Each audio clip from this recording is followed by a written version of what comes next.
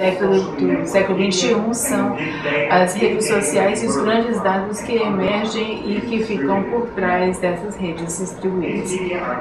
Essas mídias não são primariamente preocupadas com o agora ou com o novo, e no que se preocupa, eles se preocupam basicamente da forma que eles serão substituídas ou precedidas com o tweet, o texto ou outras formas. A temporalidade efetiva da primeira geração no século XXI é a temporalidade da antecipação, onde as nossas mídias, redes sociais trabalham para produzir, satisfazer e manter os status de antecipação em relação ao futuro potencial. Deixa eu falar só um pouco mais sobre isso antes de passar para sobre o exemplo do terremoto japonês. O evento de 11 de setembro, na verdade, culminou pelo desejo que nós sentimos no final do século XXI, mas foi uma combinação horrível, à medida que as pessoas observavam as torres gêmeas queimando e caindo ao vivo na televisão. Isso produziu esse tipo, especialmente nos Estados Unidos, mas de forma geral, esse tipo de choque que fez com que a mídia não fosse mais vista como algo desejável. Eu não estou dizendo que isso acontece com todos os indivíduos, mas no sentido coletivo, certamente na forma que a mídia respondeu, pareceu ser o que estava acontecendo. A mudança de premediar o futuro, algumas características, é uma tentativa de comprar, uma tentativa por parte da mídia formal e informal de se certificar de que nós nunca mais sejamos pegos tão despreparados quanto fomos pegos no 11 de setembro. A tentativa é tentar o máximo possível estabelecer os caminhos possíveis, os traumas possíveis, os perigos, as catástrofes, etc., de forma que, se e quando ocorram, nós estejamos preparados para ele, que nós não revivamos o tipo de trauma ou choque que aconteceu em 11 de setembro. Então, hoje, temos toda essa série de catástrofes futuras potenciais que são repetidamente colocadas na notícia. A catástrofe econômica envolvendo o euro é uma delas. A maior, claro, que é o aquecimento global e as mudanças climáticas, e tudo isso está na mídia o tempo todo, mas existe também o terrorismo.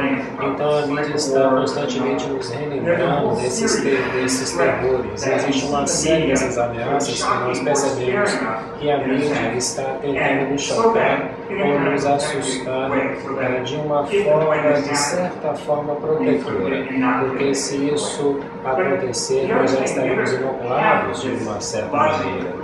Essa lógica da pré-mediação, ela se refere às mídias sociais e de rede, porque agora nós estamos tão mais prontamente conectados aos dispositivos de mídia móveis do que estávamos no dia 7 de setembro.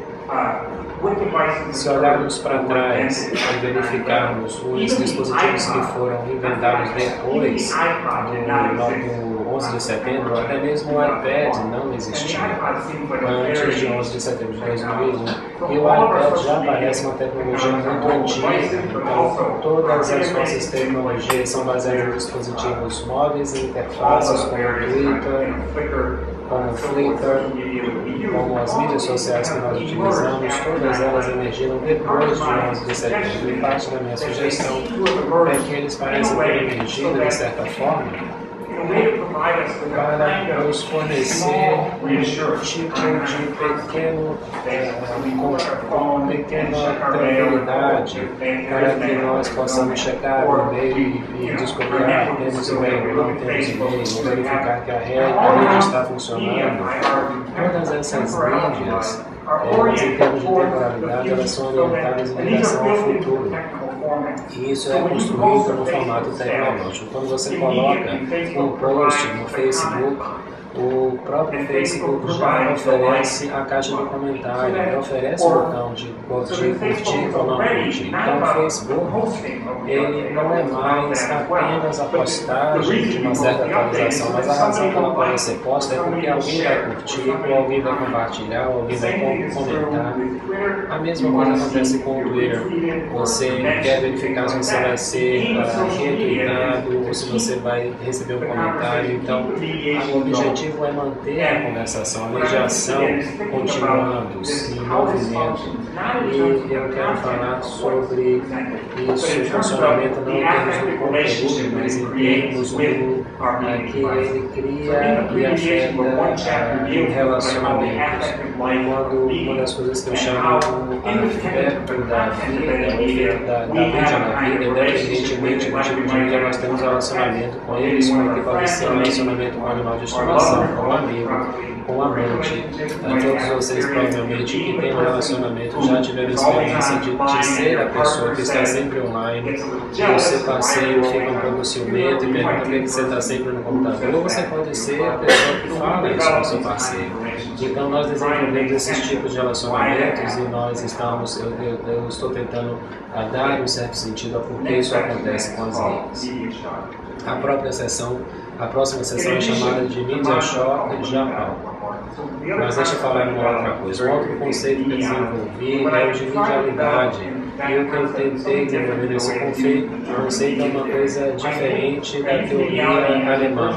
Eu utilizo a medialidade como oposta à governamentalidade de Foucault, que, de acordo com ela, seria a forma de governar ou de gerenciar populações, entidades, grupos de pessoas. Em Foucault, eu acho que muitas pessoas ignoram isso, mas Foucault ele se interessa pelo gerenciamento das coisas, assim como das pessoas. E para ele, a governamentalidade se torna uma forma através da qual isso acontece em uma variedade de instituições. Mas o que nós defendemos é que a mídia, hoje em dia, trabalha através da medialidade, como agente da governamentalidade para ajudar a gerenciar as pessoas e as coisas, essa rede de pessoas e de coisas que interessou Foucault.